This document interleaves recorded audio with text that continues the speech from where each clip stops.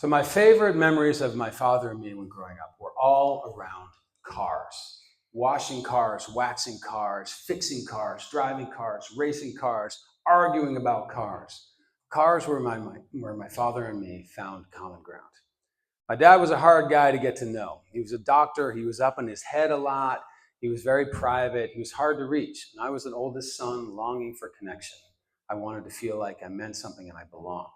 And I got that feeling when my father invited me into the garage to be his little assistant mechanic, working on cars, jacking the car up, pulling the tires off, changing the brake pads, changing spark plugs, changing the oil. That's when I felt like I meant something to him and that I was wanted and I was on the same page with him. Cars were where we had our common ground. For some kids, it's playing a game of catch. For my dad and me, it was cars. My favorite thing of all was when he would bring me along, invite me into his 65 Corvette Stingray.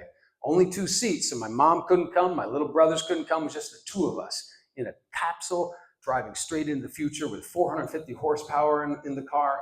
He would rev the engine, pull up to a stoplight, put the car in gear, and then drop the clutch, and all hell would break loose. The rear end would shimmy and shake and move around. He'd be clutching the steering wheel, trying to keep it straight, going down the road, and it just sounded like we were inside of a volcano erupting. And he would take me on these 0 to 60 romps, and it felt terrifying and beautiful, and I felt alive, and I felt like I was part of something beautiful. But little boys don't stay little boys forever.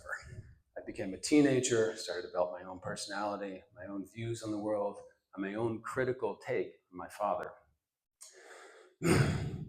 Over time, my parents were slowly working their way towards a divorce. And I kind of thought my father was to blame for it. He wasn't supportive, he wasn't loving, he wasn't empowering of her. And so I switched my alliances from my father to my mother. My father and I started spending less time together. I went off to college. We had differing political point of view. And then I went to the West Coast to start my career as a writer and a musician. We didn't see each other more than once a year. And we sure weren't driving cars together anymore. But then something changed when my father was diagnosed with cancer. He was given a year or 2 to live, they thought. I knew I had to find a way back to my father. Our differences be damned. I knew it had to be through cars. So my dad beat cancer for a bit, and he was starting to race cars on weekends again. And I said to him, Dad, I want you to take me car racing with you. I want you to teach me how to do what you do. I want you to teach me on the racetracks of New England, whatever you do. I want to learn from you. He brought me out 5 or 6 weekends a year. That's what we did. We didn't talk about politics. We didn't talk about my mom. We didn't talk about relationships. We just talked about cars. We were back on the same page again. And he taught me so well, I finally got to beat him at his own game on the racetracks of New England. And he was so generous. At one point, one of my albums as a musician was blowing up, and I had to do a national tour. But I was living in New York City, and I didn't have a car. He loaned me one of his cars, like the Giving Tree. It was a Honda Pilot, mediocre SUV. But I drove it all around the country, played all these shows, and at one point, I found the best driving road I've ever been on. It was this windy, twisty road in northern Maine, and if you're a driver, it was banked turns, it was along a river, and there was a sunset over there, and cows out the window over here. It was just the perfect driving road. I called my dad up. I'm like, Dad, we got to drive this road one day. It's going to be amazing. And the years started going by, and I wasn't making it happen. Finally, I called him up. Dad, what about this weekend? Is this the time to do it? Is this the time? He's like, yes, I'm free. And I just got a new sports car. So I went up, we started our day, and we began our trek towards, is that my timer? I can't tell. All right. We began our trek towards the northern edges of the state, and we had to get to Freiburg, Maine. We drove through all these amazing towns. We retraced the steps of our family's life over the years. Finally, I said, Dad, the road begins in Freiburg, Maine. Here we go. We're going to begin here. We got to the intersection, and I couldn't remember what road it was. I was so sure I would. I was like, it's probably this one. Let's go this way for 10 miles. That wasn't it. Let's go this way for 10 miles. That wasn't it. I couldn't find the goddamn road. I built my whole life towards this. This is all about our connection and it's all falling apart.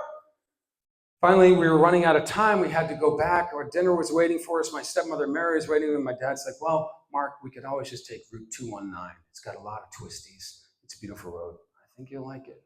I was like, fine, we'll take this 219 road, whatever, it's not as good as mine, but we'll take it. We start driving down this road, We get about a mile into it.